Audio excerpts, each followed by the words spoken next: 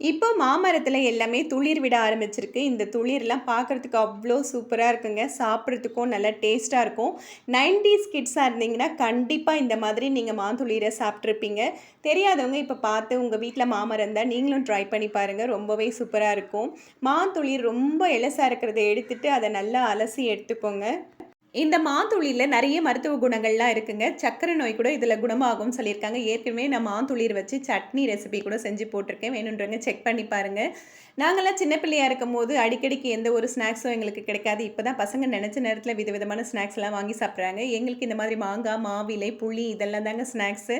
மாவிலைய நல்லா அலசிட்டு அதில நம்மளுக்கு எந்த அளவுக்கு புளிப்பு வேணுமோ அந்த அளவுக்கு புளிய வச்சுட்டு மேல கொஞ்சம் உப்பு, மிளகாத்தூள் தூவிட்டு ரோல் பண்ணி சாப்பிட்டு பாருங்க. டேஸ்ட்டு சும்மா வேற லெவல்ல இருக்கும்.